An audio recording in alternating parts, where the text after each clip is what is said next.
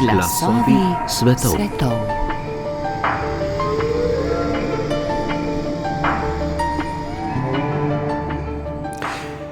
25. oktobra po starem julijanskem oziroma 7. novembra 1917 po novem gregorijanskem koledarju je v Sankt Peterburgu prišlo do oborožene vstaje.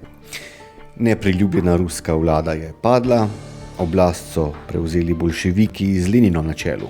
Začela se je oktobrska revolucija. In še danes bi le težko našli zgodovinarja, ki bi se ne strinjal, da je tu šlo za dogodek svetovno-zgodovinskega pomena. Svetovno-zgodovinskega, pravijo ti zgodovinarji, a potem se večji del posvečajo vplivu, ki ga je imel oktober na samo Rusijo in na Evropo. Tu in tam se najde še kdo, ki ga zanima, kako so ideje boljševiške revolucije preobrazile družbeno-politično stvarnost na Kitajskem. To pa je, pogojno rečeno, tudi vse. Kakor da je možno svet, ne da bi pri tem veliko izgubili, enačiti s staro celino.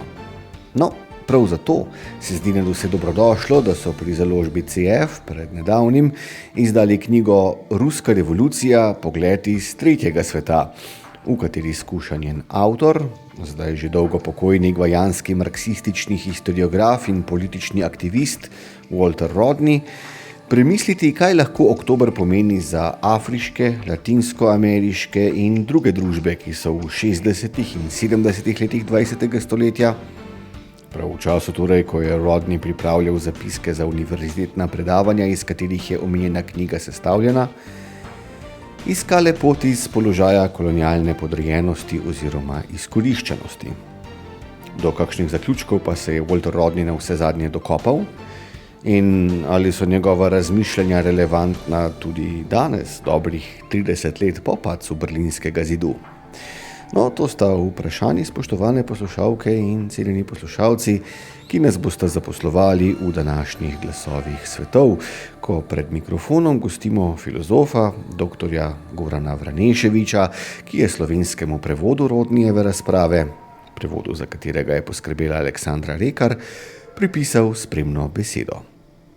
Spoštovani gospod Vraneševič, lepo pozdravljeni, dober dan. Lepo pozdravljeni, dober dan. V slovenskem intelektualnem prostoru smo seveda navajeni prebirati dela, ki prihajajo izpod peresa evropskih, severnoameriških, ruskih humanistov, ne?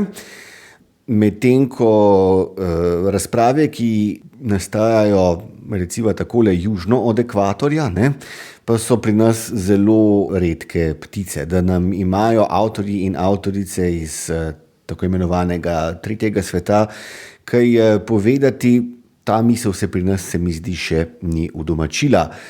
Zato bi, če se strinjate, pravzaprav najin pogovor začel pri Walterju Rodneyju. Namreč njegova življenjska zgodba se mi zdi je na nek način neločljivo povezana z njegovo teoretsko produkcijo, z znanstveno mislijo, ki jo je razvijal. Zato bo najbrž kar prav, če v najbolj grobih potezah oziroma črtah prikaževa Rodneyjevo življenjsko pot, da bi razumela pravzaprav, od kod prihaja njegov interes za rusko revolucijo. Vsekakor se strinjam s tem, da je nek neobičajen fenomen, da se obravnava ne samo rusko revolucijo, na splošno revolucije iz neke pozicije, ki je dokaj evropsko fokusirana, tako da nekako tista fraza, ki govori začetku komunističnega manifesta, da hodi po Evropi pošast komunizma, in nekako neobičajna, zaradi tega, ker se je v nekem hipu zelo jasno izkazalo, da ta pošast ne hodi samo po Evropi, temveč je veliko bolj prisotna na periferiji, ker je, če se vrneva k Walter Rodneyju, pravzaprav zelo jasno pokazal ne samo z to knjigo o ruski revoluciji, temveč tudi z vsemi ostalimi deli, kjer je ves čas se vračal ravno k temu, kaj pravzaprav pomeni revolucija, kaj pravzaprav pomenijo emancipatorna gibanja, kaj pravzaprav pomeni delavski boj in tako dalje. In je pokazal na vzorce v različnih državah, v različnih pogojih, v različnih zgodovinskih obdobjih, ki so kazala, bi temu rekel, veliko bolj sodobno obliko tega, kar bi lahko rekli emancipatorni boj, kot to, kar je pri nas se nekako pojavljalo v letih po teh revolucijah. Zdaj tisto, če samega Waltera Rodneya pogledava, tako kot ste sami menili, je bil rojen v Gvajani. Pomembno je tudi vedeti, da ko je bil rojen, je bila Gvajana še vedno kolonija Združenega kraljestva. Sam je bil seveda akademik, raziskovalec in tako naprej. Hitro je ugotovil zaradi lastne izkušnje, revščine in tako naprej, izkoriščanja, da bo edino z neko resno izobrazbo lahko karkoli dosegel, spremenil in tako naprej, tako da se je podal najprej na domačo univerzo, potem kasneje zelo hitro dobil možnosti se izobraževati tudi v tujini. So se pa zelo hitro pojavili tudi pri njemu neke te hrbtni vzorci tega, kaj pomeni biti radikalni mislec, tudi v univerzi, ker je vsakič, ko se je izgledalo, da se bo lahko nekje malo bolj lahko začel razvijati svojo misel in se malo bolje udomačil v nekem okolju, se je zgodil nek obrat, ki ga je na nek način veliko še bolj radikaliziral, ampak mu tudi pokazal neke mehanizme, ki jih morda sam v tistem hipu ne bi opazil. Ena izmed teh znanih prigod je, ko je bil zaposlen na Jamajški univerzi, se je odpravil na neko konferenco, mislim, da v Montreal, in je v tistem hipu sam režim, vladajoči režim, to izkoristil, da so ga označili za persono non grato. Tako da ni imel več vstopa nazaj, ni imel nobene možnosti pritožbe ali kaj podobnega. Kar pa se je zgodilo in kar je tudi zelo vplivalo na njegovo nadaljnjo in akademsko in aktivistično pot, je pa to, da ker so njegova predavanja bila izredno popularna, ne samo med akademsko populacijo, temveč tudi med splošnim prebivalstvom, je prišlo do neobičajnega, bi rekli temu, upora oziroma izgredov, ki so prav imenovani Rodneyevi izgredi. Takrat je prišlo, mislim, tudi do nekega hudega odziva jamajške oblasti, tako da je več 10 ljudi umrlo v tistem obdobju. Ampak je že takrat kazalo na neko, bi temu rekel, Rodneyevo pomembno mesto v tistem zgodovinskem obdobju, saj so se ideje, ki jih je sam skušal nekako artikulirati, kot ste sami rekli, nekako se je skušal orientirati znotraj znanstvenega marksističnega pogleda, ampak so same ideje dobile neka plodna tla in so se hitro razvijala, tako da je tudi ne samo teoretsko, ampak v veliko večji meri aktivistično pridobival veliko podporo. Tako da tisto, kar se je zgodilo v naslednjem koraku, je dobil neko ponudbo za predavanje v Tanzaniji, v Dar es Salamu, kjer pa je zelo pomembno prizorišče tedajnega obdobja, zaradi tega, ker je nekako bilo koncentracija vseh teh, bi rekel, nacionalnih osvobodilnih gibanj se je nekako gibala na tisti univerzi, obenem pa tudi malo bolj radikalno ekonomsko-socialna gibanja so se nekako tudi začela gibati v tem prostoru. Tako da je tudi veliko tistega, kar beremo v teh spisih o ruski revoluciji, nekako nastalo tudi v tistem obdobju. Zdaj samo na hitro, kaj se je potem na koncu zgodilo. V nekem hipu je dobil tudi ponudbo, da se vrne v Gvajano, kjer bi lahko nadaljeval svojo univerzitetno in aktivistično pot. Kljub temu, da je bilo pač že vse dogovorjeno in da je izgledalo, da bo stvar enostavna, se je izkazalo, da stvari niso nikdar tako enostavne, tako da so zaradi nekih formalnosti in zaradi nekih, bi temu rekel, aktivističnih prigod, so ga lahko hitro obtožili kot neprimernega za akademsko mesto, so mu onemogočili akademsko delo, kmalu zatem pa isti režim, ki mu je pač onemogočil najprej s tem posrednim nasiljem delo na univerzi, je tudi neposredno bil udeležen v njegov umor. Tako da je leta 1980 žal prišlo do tragičnega konca njegovega življenja. Toliko o tem biografskem pogledu. Zdi se mi, ne, da je iz tegale orisa Rodnijeve življenjske zgodbe pravzaprav mogoče znova pritrditi tisti znani Brechtovi maksimi, ne?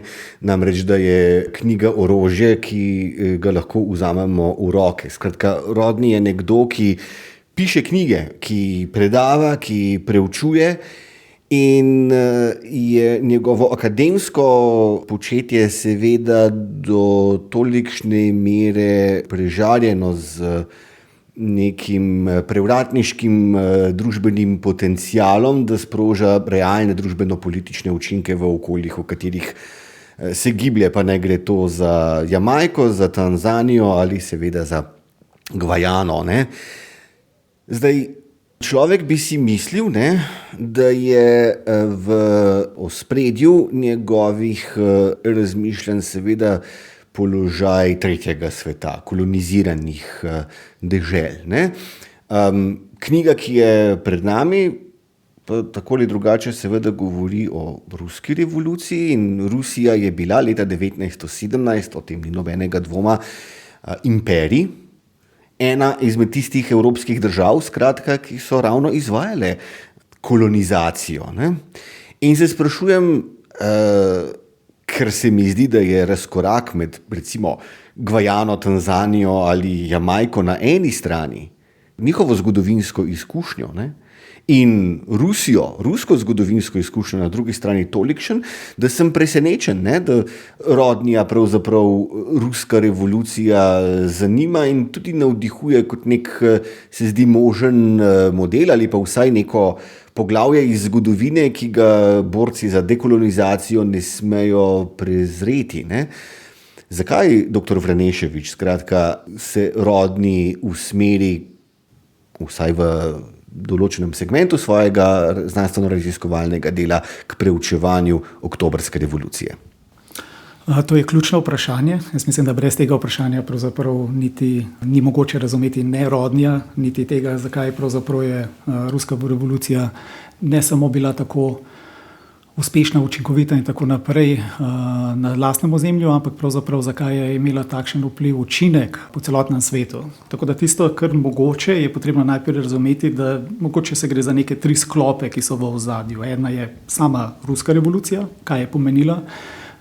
Druga stvar je pravzaprav, na kakšen način je ruska revolucija bila povezana tudi z vzponom ali z že prisotnostjo nekih fašistoidnih tendenc ali samih političnih, bi rekel, idej, ne samih političnih strank, to pride seveda malo za tem. Tretja pa je ta pomembna, ki ste jo sami izpostavili, je pa način, ta pogled iz tretjega sveta, ki je nekako morda celo najbolje razumel ta antagonizem, ki se je nekako zgodil na eni in drugi strani. Tako da mogoče, če najprej pogledamo samo to, tako kot sem rekel, tendenco ali nek duh fašistoidnosti, ki je bil že prisoten seveda v njegovem obdobju, to ne pomeni toliko tisto, kar si predstavljamo, pač te fašistične stranke, ki so imele pač neke avtoritarne, totalitarne tendence, militarizacijo, antisemitizem in tako naprej.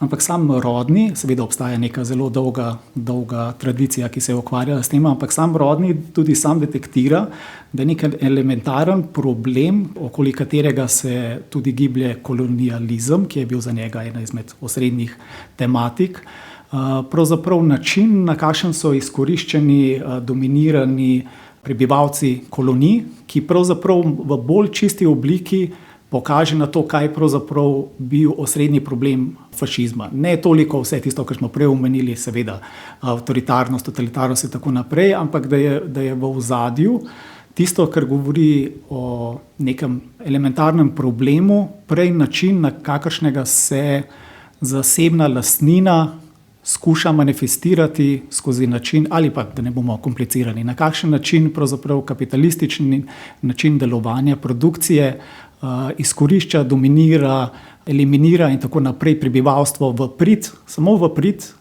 dobička.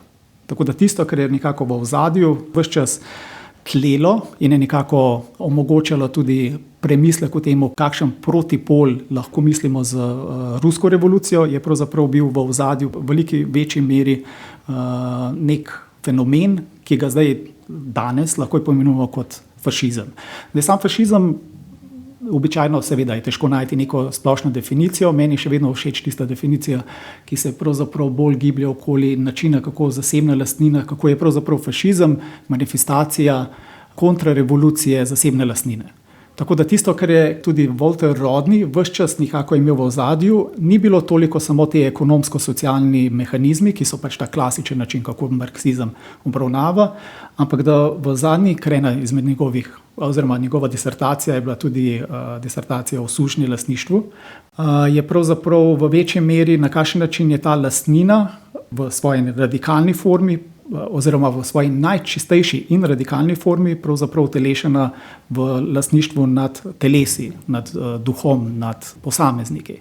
Če vas dobro razumem, dr. Vranešević, merite na to, da je za obrambo zasebne lastnine, za zagotovitev tega, da bom zadržal bogastvo, ki ga imam in še naprej najlažje bogatel, da je najboljša strategija preprosto ta, da tiste ljudi, ki jih izkoriščam, na žulju katerih pravzaprav temelji moje individualno zasebno bogatstvo, da te ljudi pravzaprav označim kot za nečisto ljudi, za ljudi, ki so samo pol ljudje.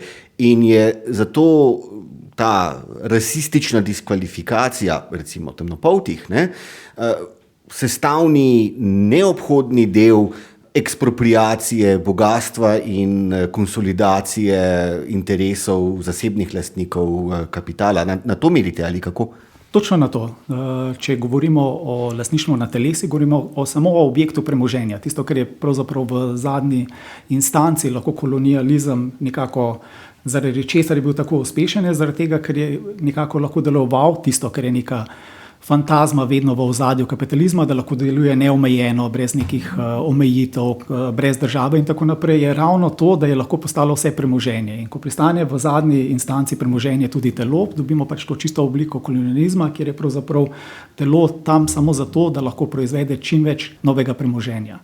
V ozadju niso pač, seveda, vedno je lažje potem zargumentirati neko ideologijo na ta način, da so v ozadju še neke druge, bi temu rekel, ideološke, tudi zelo sporne stvari, recimo pač antisemitizem in tako naprej, ampak zaradi tega je zanimiv Walter Rodney, da je še takrat, ko še ni obstajalo toliko, bi temu rekel, temeljnega čtiva o temu, na kakšen način je lahko neposredno povezati fašizem, kapitalizem in na nek način daje pač neke obrise tudi tega liberalno demokracijo, da pravzaprav temelji na temu, na kakšen način se zasebna lastnina v svoji totalnosti lahko poseže po tudi človeških telesih. Tako da tisto, kjer sam nekje reče, da tisto, kar ko dobimo kapitalizem ne kot nek proces, ampak da je takoj prisoten v svoji totalitarni obliki. Tako da kapitalizem takoj lahko deluje totalitarno, potem pa imamo neke mehanizme, ki se skušajo, bi temu rekel, upreti temu. Zdaj v ruski revoluciji, lahko tudi skočiva sem pa tja, ampak v sami ruski revoluciji pa je videl nek utrinek upanja, če ne drugega.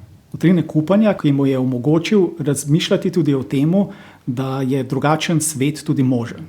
Zdaj, tisto, kar je pa mogoče še v večji meri njemu omogočilo zaupati temu, je pa, ko je gledal, na kakšen način je ruska revolucija v naslednjih fazah. Običajno rečemo, ruska revolucija pač morda se strinjamo, ni bila krvava, ker je zelo neobičajno, ampak potem pa v naslednjih mesecih, pa naslednjih letih pa gre v napačno smer.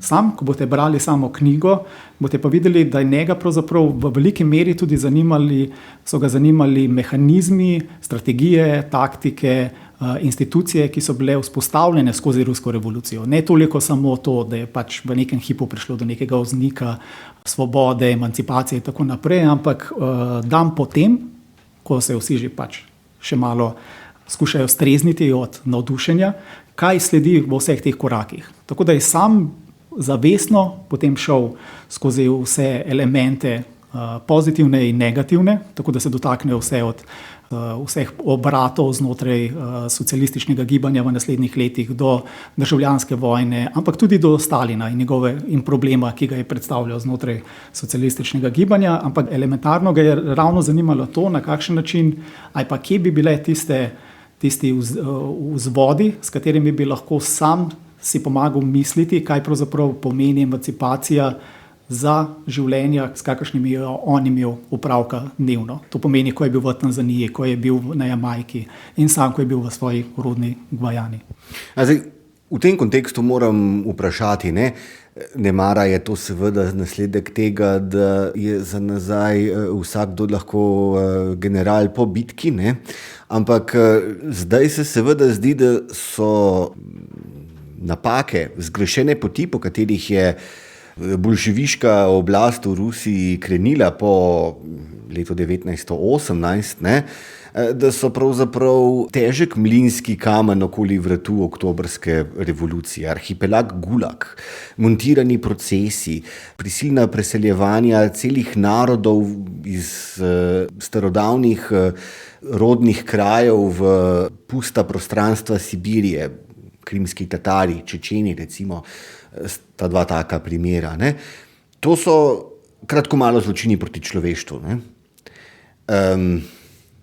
Kako je možno znotraj tega, če rodni vidi probleme komunizma in oktobrske revolucije, kako je možno vztrajati pri tezi, da se tu vendarle odpira neka možnost, da se razpre nek horizont, ki ga realno obstoječi zločini ne izčrpajo, ne zaprejo nazaj. Mar je nemara Rodnija prepričalo preprosto dejstvo, da je v zunanji politiki Sovjetska zveza pogosto materialno pomagala gibanjem za neodvisnost v afriških kolonijah? Absolutno je to ena izmed temeljnih stvari, s katerimi Rodni se je ukvarjal. Ni tako eksplicitno mogoče kazal tega, ampak vidimo, da je pravzaprav je v ozadju. Hkrati pa se je ves čas zavedal tisto, ker običajno iz neke privilegirane evropske pozicije je malo teže videti, kaj pravzaprav pomeni nasilje. Ker tisto, kot mi vidimo nasilje, ne da bi sam upravičeval, kaj šele jaz, da bi upravičeval kakršnokoli nasilje, ki se je zgodilo v Sovjetski zvezi. Tisto, kar pa ga je zanimalo, je pa kako je samo strukturno nasilje nekako opisano v način, kako je bila sama Afrika, zdaj če nekako parafraziram njegovo knjigo, Afrika podrazvita strani Evrope. Da vse tisti mehanizmi, ki so bili nekako aplicirani na posamezne dele Afrike, od tega na kakšen način je bila zelena, na način, kako so pravzaprav naravna bogatstva vsa izčrpali, na način, kako so bila celotna prebivalstva premaknjena sem in tja z namenom spet črpanja presežne vrednosti, so nekako njemu dali neko pobudo, spodbudo, da je skušal razmišljati onkraj pač nekega notranjega protislovja, ki ga je absolutno predstavljala Sovjetska zveza. Zdaj tisto seveda, če se vrnemo na tisti pač svetli trenutek ruske revolucije, ga je absolutno spodbujal k temu, da ni v prvem trenutku, ko je prišlo do nekih notranjih teženj, notranjih protislovij znotraj Sovjetske zveze, da je takoj prestopil na stran drugega tabora in začel vehementno kritizirati kaj takega, ampak da je skušal misliti to, kar sva že rekla, da je njegova pozicija je bila znanstveno-marksistična, da je skušal razmišljati, kakšna je pravzaprav logika, kakšno je racio v ozadju tega, kar se dogaja. Tako da je sam, ko je prišel do pač nekih protislovij, ker absolutno so ta protislovja zelo hitro prišla do izraza, tako kot ste jih sami omenili, ki so se izkazala v absolutni brutalnosti režima, jih je tudi sam skušal razumeti, kaj to pomeni za pogoje, v katerih je sam. Kaj bi to pomenili v pogojih, v katerih je sam skušal ustvariti neke elemente gibanja. Ker tudi sam je bil deležen, zlasti v Gvajani, je bil deležen pritiskov, na kakšen način pravzaprav bi lahko tudi sam praktično ustvaril neko gibanje, ki bi bilo hkrati inspirirano strani ruske revolucije, po drugi strani pa, ki bi neke elemente preseglo ruske revolucije.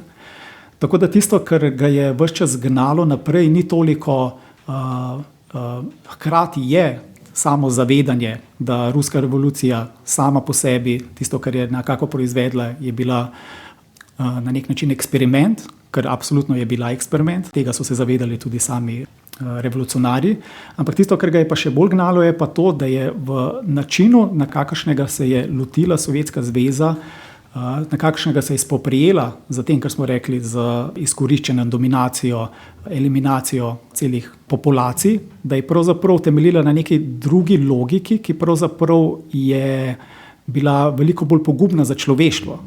Zdaj, tisto, kar je sam videl recimo v ruski revoluciji, je videl ne toliko neka nujnost nasilja, ampak neko nujnost protislovij, ki se ustvarjajo.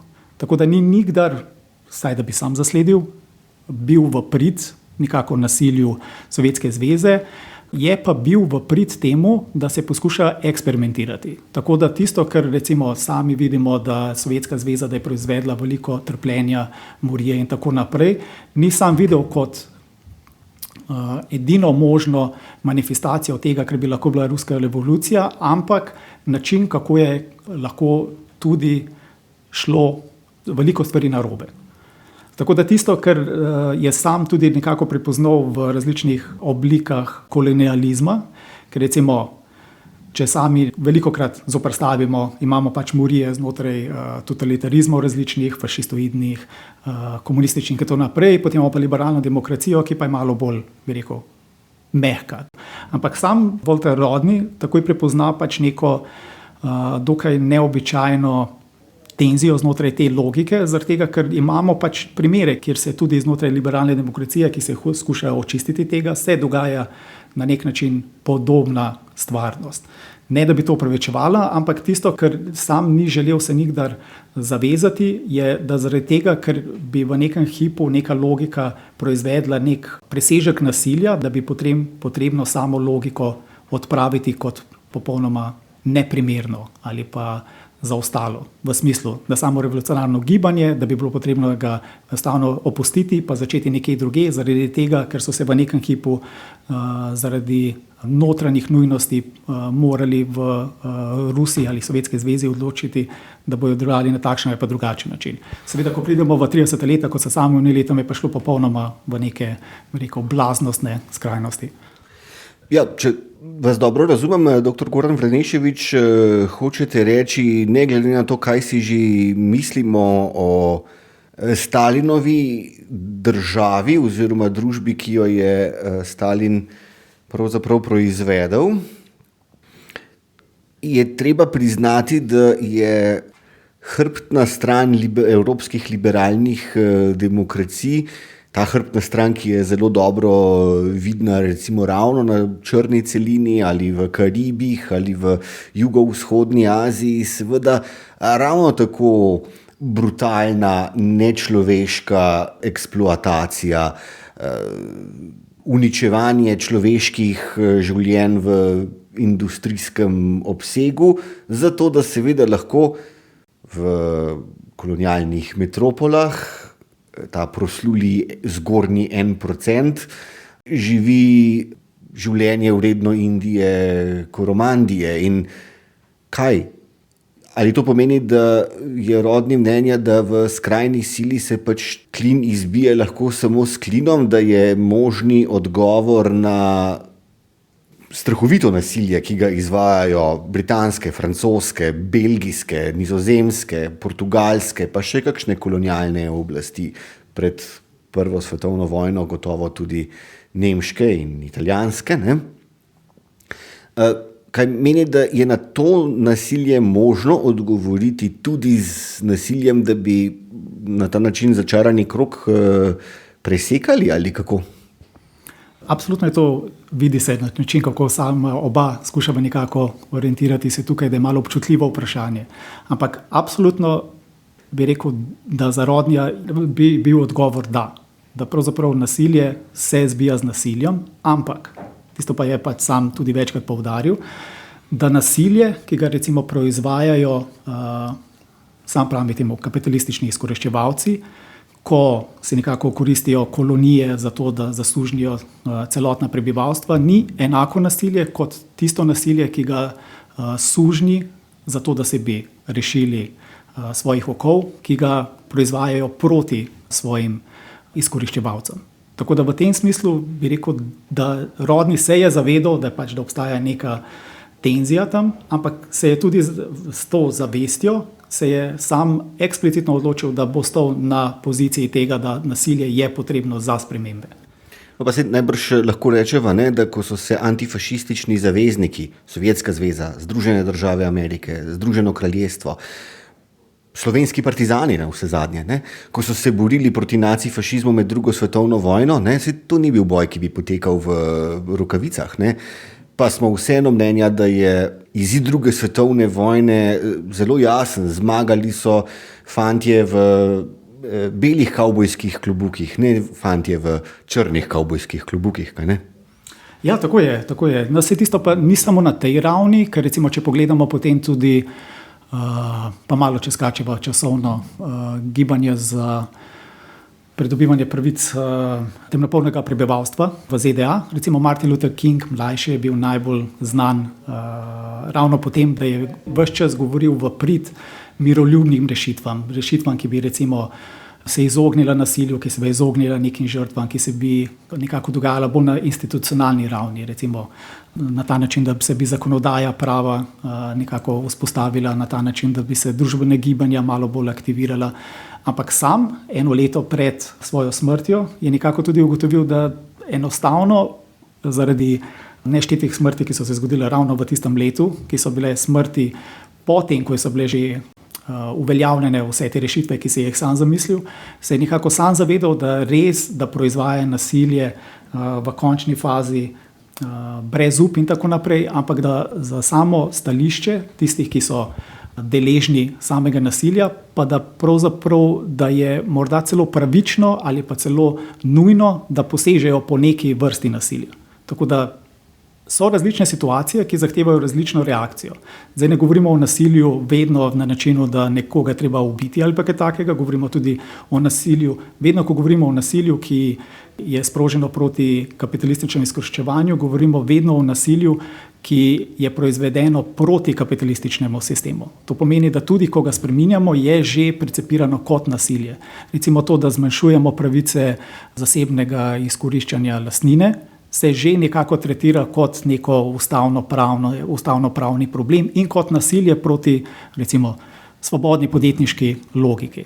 Tako da, kje zdaj točno govorimo o nasilju, pa na kakšnem nasilju, je mogoče neko veliko vprašanje, ki ga je treba seveda nasloviti, ampak mogoče pa tudi presega to tematiko. Še tole moram vprašati, ne? Doslej sva kar precej govorila o nasilju, o slejkoprej fizičnem nasilju, ne? Dr. Franišević, pa naj gre za tisto, ki se dogaja v koloniziranih deželah strani kolonizatorjev, za tisto, ki ga izvajajo sovjetski oblastniki nad lastnimi ljudmi, ali seveda za nasilje, ki ga izvajajo borci za svobodo v koloniziranih deželah. Ampak potem je pa tu seveda še neko drugo nasilje, ki ne mara sploh ni nasilje, bi najbrž rekli marksisti, in sicer nacionalizacija premoženja, podružbljenje, kolektivna lastnina nad produkcijskimi sredstvi, se pravi, po domače rečeno, nad zemljo, nad stroji, nad tovarnami in tako naprej. Ne? Zdaj spet vemo, da je bil to recept, ki je v sovjetskem primeru vodil v tehnološko zaostajanje na dolgi rok za zahodnim svetom. Ne? Tehnološko zaostajanje, ki je slej ko prej pripeljalo do ekonomske izčrpanosti Sovjetske zveze, padca Berlinskega zidu in konca realno obstoječih socializmov. Ne? Kako pa gleda Rodni na možnost vzpostavitve skupnostne kolektivne lastnine nad proizvodnimi sredstvi v deželah, recimo Afrike, ki so v primerjavi z Rusijo ali Sovjetsko zvezo slej ko prej še bistveno manj razvite. In je njihov izhodiščni zaostanek seveda za Ameriko, Francijo, Anglijo toliko večji. Ali verjame, da lahko tu novo osamosvojene, novo svobodne dežele zelo specifično na kolektivni lastnini vzpostavljeno ekonomijo vendarle nadoknadijo tisto razdaljo, ki jih loči do najbogatejših, najbolj tehnološko razvitih držav tega sveta. Kakšen je skratka njegov pogled na ekonomsko razsežnost družbenega življenja? Zelo kompleksno vprašanje, kompleksno zaradi tega, ker pravzaprav morda izhaja tudi iz neke predpostavke. Ena predpostavka, ki se vedno znova pojavi in v zgodovinopisju in na splošno v splošnih, bi rekel temu, diskusijah, je to, da je bil ekonomski položaj Sovjetske zveze nekako problematičen. Zdaj, če pogledamo čisto pa res zgodovinsko, kaj se je zgodilo. Če pogledamo, v kakšnem položaju je bil Ruski imperij leta 1917, pa kaj se je potem vse zgodilo do recimo 50 let, je neverjeten vzpon gospodarsko, socialen in tako naprej. Tako da, če gremo čisto po vrsti, kaj se je zgodilo. Imamo 1917, ko je pravzaprav prišlo do poraza oziroma do predaje v prvi svetovni vojni Ruskega imperija, ki je bil že sam Ruski imperij je bil popolnoma obubožan. Seveda se ga je še vedno štelo kot enega izmed velesil, ampak če pogledamo čisto ekonomsko, je bil popolnoma tehnološko zaostal. 90% prebivalstva je bilo na podeželju. To prebivalstvo, ki je bilo na podeželju, je bilo popolnoma revno. Načini, kako so bila družba strukturirana, je bila avtoritarno, monarhično. Ni bilo nobenih znakov tega, da se bi sama družba modernizirala v tem, kar mi razumemo modernizaciji. In hkrati z tem podpisom mirovnih sporazumov so tudi izgubili ogromno ozemlja in tako naprej, ogromno pač nekih možnosti. In takoj s tem, ko so podpisali tudi mirovni sporazum, je tisto, kar se velikokrat pozabi, ni prišlo samo do državljanske vojne, ker se reče, pač notranja trenja znotraj Rusije, ampak je prišlo tudi do okupacije oziroma do napada tedanje pač že Sovjetske zveze strani 3 velesil. Združene države, Japonska, Francija in Združeno kraljestvo je poslalo svojo vojsko v Sovjetsko zvezo. Tako da imamo 20 leta, kjer se bori ne samo Sovjetska zveza, ne samo z težavo preoblikovanja družbe, ne samo s težavo državljanske vojne, ampak tudi z upadom tuje vojske. In nekako, skoraj se sliši fantastično, ji uspe pač na vseh frontah to preseči. Potem pride pač do nekega neverjetnega preskoka do leta 30, ki je pač, kot smo že omenili, neverjetno porazno v smislu, na kakšen način so se oblikovale politike znotraj Sovjetske zveze, ampak potem pa pride do še ene katastrofe znotraj Sovjetske zveze, to je pa druga svetovna vojna, ki je popolnoma uničila celotno ne samo infrastrukturo, prebivalstvo uničila popolnoma, ampak tudi socialno je onemogočila nek razvoj znotraj Sovjetske zveze. In kljub temu je v 50-ih že veljala Sovjetska zveza za drugo najbolj razvito državo na svetu. Tako da malo je težko govoriti o tem, da je neka zaostalost že imanentna sovjetskemu sistemu. Ali pa ta, kjer je vedno meni fascinantna, da je v Sovjetski zvezi, mislim, da na koncu 50-ih let, je prišlo do nekih socialnih preobratov, do nekih novih politik proti koncu 50-ih let. In seveda to, kar vedno dela tudi CIA, je, da dela pač različne reportaže o tem, kaj je pravzaprav so notranji motivi, na kakšen način se politike spreminjajo. In obstaja pač neko poročilo o tem, da so zaznali, da obstaja v Sovjetski zvezi v določenih delih 4-dnevni delovnik. In potem CIA naredi analizo in se izkaže, da 4-urni delovnik v Sovjetski zvezi da je zelo koristen in da koristi pravzaprav sami sovjetski ekonomiji. In so potem pač na koncu niso dali priporočilo, seveda, kaj pa če bi tudi v Ameriki to uvedli, pa so rekli, da je treba napeti vse moči za to, da to ne bi postal standard. Ne samo v Ameriki, ampak tudi v Sovjetski zvezi. Tako da različni mehanizmi so vedno prisotni, da omogočajo ali pa onemogočajo neke te civilizacijske dosežke. Zdaj sama ekonomija, kar se pa tiče potem kasneje, pa morda je tudi ni toliko padla zaradi skupne lastnine, ki tudi v Sovjetski zvezi ni bila skupna lastnina, ampak državna lastnina, ampak to je spet neka velika tema, ampak v velike večje meri zaradi tega, ker se sama sovjetska oblast ni mogla zjediniti, kaj pravzaprav bo pomenila Sovjetska zveza v prihodnosti. Tako da tisto, ko je prišlo do perestrojke in tako naprej, ni več pomenilo to, kar so se nekako predstavljali, je bila neka demokratizacija, ampak demokratizacija, liberalizacija v prid temu, da so se pravzaprav odpravljali tisti mehanizmi, o kateri ste sami rekli, da so mehanizmi skupne lastnine in tako naprej. In tako so se začeli odpravljati te mehanizme, kar naenkrat pač so ostali brez vsega. Ni bilo to, da sam ta antagonizem med tem, da imamo zasebno lastnino in skupno lastnino, da odpravimo en del in da potem, ali pa da malo prilagodimo in da smo potem na boljšem, ampak če nekaj odpravimo, potem izgubimo vse, celoten pač ta mehanizem, ki je nekako držal celo to stavbo na svojih temeljih. Tako da jaz bi rekel, da v večji meri, pa bo takoj še Rodnija naslovila, ampak v večji meri, da je morda potrebno veliko dela, refleksije, analiz, ravno o tem, kaj pravzaprav se je zgodilo in v Sovjetski zvezi v 80-ih in tudi že prej. Tako da velikokrat je mogoče malo površno se reče, tam smo imeli neki problem, popolnoma ga že razumemo, gremo dalje, pa iščemo druge probleme, ampak poglejmo, kaj pravzaprav so bili zares problemi. Zdaj pri Rodniju je pa tisto, kar sem že omenil, je pa zelo, zelo zanimivo, da njega pa so eksplicitno res zanimali te načini, na kakšen način bi institucionalno lahko zagotovili tudi neko stabilnost. Ne samo to, da v nekem hipu preskočimo pač na neke nove mehanizme, ampak mehanizme, ki bi bili stabilni. Tako da je tudi sam govoril o recimo sistemih delavskega upravljanja znotraj tovarn. Tako da absolutno je bil inspiriran, če takoj pač omenimo, z Sovjeti. To že prvi Sovjeti, recimo Petroburški Sovjet je imel to neverjeten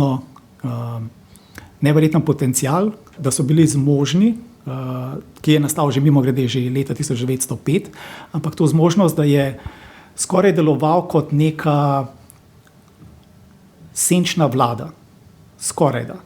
In to v tej meri, da so lahko zagotavljali tam, kjer so imeli oblast, to, da tiste tovarne, ki so bile znotraj teh Sovjetov, da so jim kljub temu, da je še vedno obstajala ta monarhična oblast, da so lahko zagotavljali, da v tovarnah, da je 8-urni delovnik zagotovljen za vse delavce.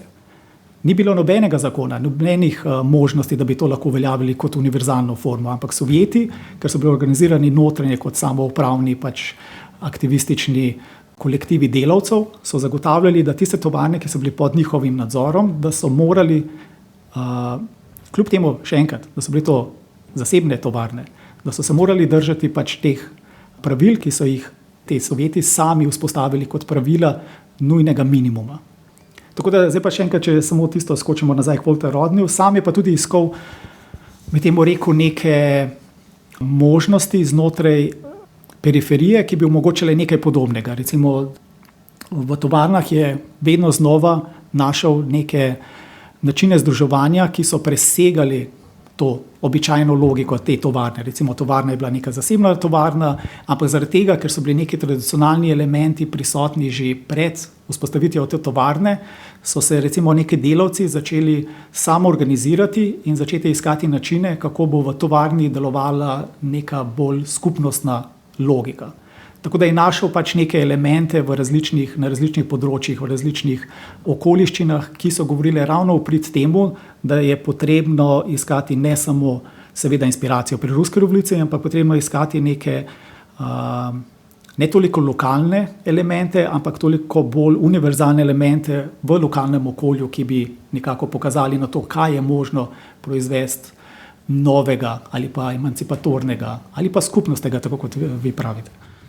Pa so oblasti v recimo Tanzaniji, ki je bila razmeroma socialistično usmerjena dežela, potem ko je dosegla neodvisnost od Velike Britanije. Zanima me, ali so oblasti z naklonjenostjo gledale na to vrstna Rodnijeva teoretiziranja oziroma tudi praktična iskanja oziroma vzpostavljanja takšnih kolektivov.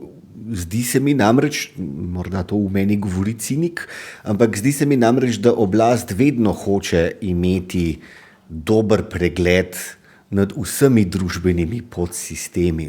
In to vrstna samoorganiziranja so lahko videti, če človek sedi pač v vladni palači, malce sumljivo.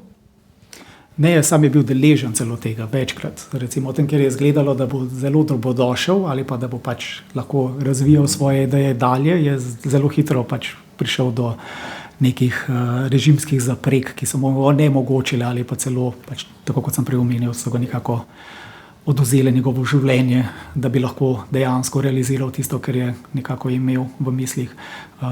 Zdaj, sama Tanzanija je nek zanimiva situacija, da hkrati so spodbujali tisto, kar se je dogajalo na sami univerzi, pa tako kot sem omenil, je pravzaprav bilo neko središče mišljenja ravno za ta pogled iz tretjega sveta v tistem obdobju. Ampak po drugi strani so bile pa tudi vzpostavljene neki mehanizmi, da ni prišlo do prevelikega prelivanja teh idej tudi v realnost. Tako da vedno seveda pride do nekih omejitev, pride do nekih do realnosti, bi temu lahko rekli, ki nekako onemogoči prosto pot idejam, ki se zdijo samoumevne in bi morali biti absolutno aplicirane, ampak potem ravno zaradi tega, da ne bi preveč recimo spremenili, ker so nepredvidljive, ko pride do nekih sprememb, pa tako kot so omenila za samo rusko revolucijo. Vse to eksperimentiranje je bilo zelo nepredvidljivo tudi v tem smislu, da je proizvedlo nekih veliko stranskih učinkov, ki niso bili nikdar predvideni. Recimo to, da so v nekem hipu, zdaj govorimo o Sovjetski zvezi, da so v nekem hipu univerzalno izobraževanje uvedli za celotno prebivalstvo, imelo neke stranske učinke.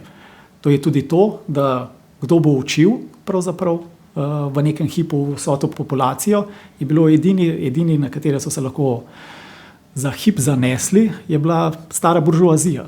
Tako da je stara buržoazija z nekim zelo seveda zadržkom morala učiti pač celotno tisto prebivalstvo in stranski učinek je bil seveda to tudi, da tisto učenje, ki ga bi moralo biti deležno prebivalstvo, ni bilo takšno, kot so si predstavljali. Ampak če se vrnemo na Tanzanijo, tam je bilo pa tudi to, da so bili recimo neki ekonomsko-socialni predlogi, ki so celo prišli na najvišjo raven, sprejeti v javnosti kot stvari, ki jih je potrebno implementirati, celo izgledalo, da bodo implementirani, potem pa način, kaj se je potem zgodilo, se pa bi da ravno tiste stvari, ki bi morale biti najbolj emancipatorne oziroma najbolj skupnostne, da so se izkazale, da so samo načini, kako bi lahko sama vlada bolj nadzirala neke mehanizme znotraj ekonomije ali tako naprej. Tako da recimo sami ta demokratizacija, to je bil vedno v ospredju. Demokratizacija delovnega mesta je bila vedno v ospredju, ampak ko je prišlo do demokratizacije, je bilo potem vprašanje, na kakšen način bodo izvedeni te, niti ne reforme, ampak te spremembe notranje. In ko je prišlo do teh notranjih sprememb, je bilo prvo to, da so samo to način, kako so se izvajale, je bil že nadziran na ta način, da pravzaprav tisti, ki so lahko kandidirali, so bili lahko samo tisti, ki so bili že prej potrjeni strani pač vlade. Ne? Ker se hitro bližava sklepu najnega današnjega pogovora, dr. Goran Vranešević, pravzaprav samo še tole vprašanje.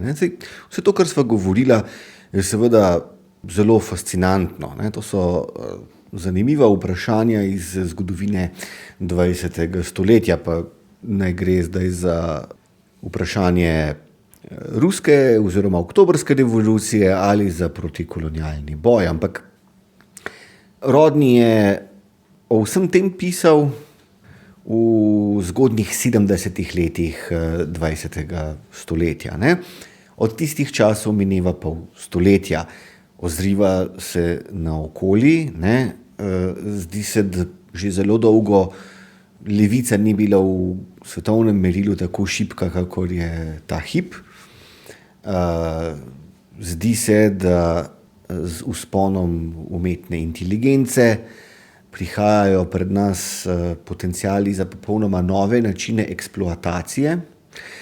Zdi se, da je geopolitična situacija skrajno naelektrena in lahko vsak hip eksplodira v, sploh si ne upam pomisliti kaj. In vse to me postavlja pred vprašanje, kaj ne bi mogel kak hudičev advokat reči, Rodneyjeva knjiga je dokument svojega časa in vredna preučevanja kot dokument tega časa, ampak za tu in zdaj, kot neka teoretska intervencija v našo lastno realnost, je pa to popolnoma brezzobi tiger. Kaj bi takemu skeptiku ob koncu najnega pogovora odgovorili? Ja, absolutno je to vprašanje, ki ga je treba nekako nasloviti in mislim, da sam Walter Rodney, da se je že v svojem času nekako zavedal, da mogoče ravno zaradi tega, ker uporablja vokabular marksističnega znanstvenega aparata, da že za tisti svoj čas je malo zgledal zastarel, bi lahko rekli. Ampak tisto, kar mu je pa vedno, pa še zdaj bi rekel, ga dela sodobnega, je pa, da nekako njegov pogled ni bil tako enoznačen, zaradi tega, ker je tisto, kar se je sam zavedal, je, da tisto, kar mi nekako percepiramo kot neke izredne situacije, recimo izredna situacija Prve svetovne vojne, izredna situacija Druge svetovne vojne, izredna situacija, kaj bi rekli še, 11. september, izredna situacija, COVID in tako naprej, je za njih, za črnsko prebivalstvo, pravzaprav stvar normalnosti. Stvar, ki se pravzaprav dogaja vselej. Stvar, ki jo pravzaprav percepirajo ne kot nekaj izrednega, ampak stvar, ki jo pravzaprav živijo iz dneva v dan. Tako da tisto, kar je sam nekako percepiral, ni toliko, da dobro imamo pač neke socialno-ekonomske elemente, ki jih je treba analizirati, ampak da je sam še posebno specifično razsežnost dal, ne samo rasno, ne samo spolno, pa ne samo kolonizatorsko razsežnost, ampak da obstaja tudi možnost socialistične misli, ki je misel, ki nam omogoča misliti, kako živeti skupaj.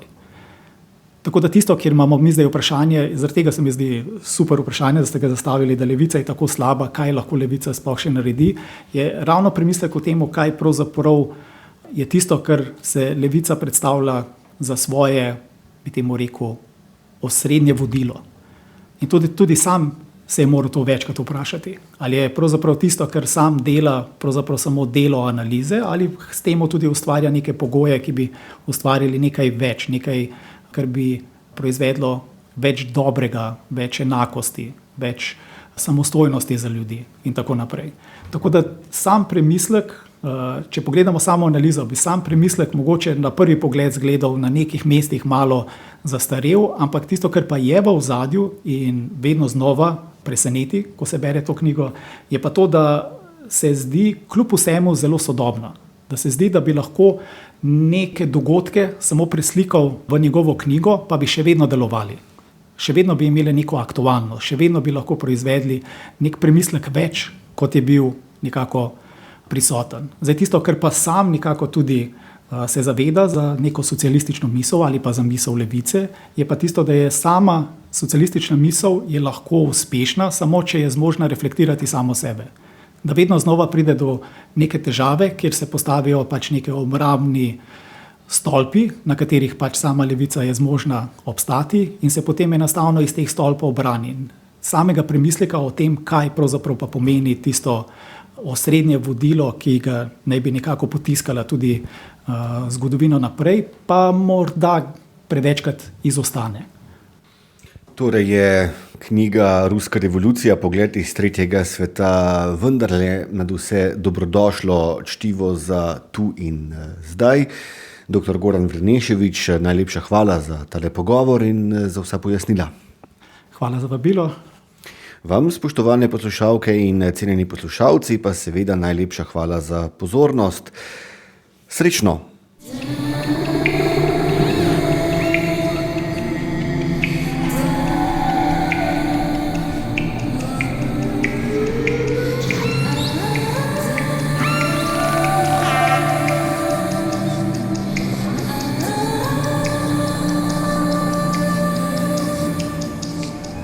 Glasovi svetov.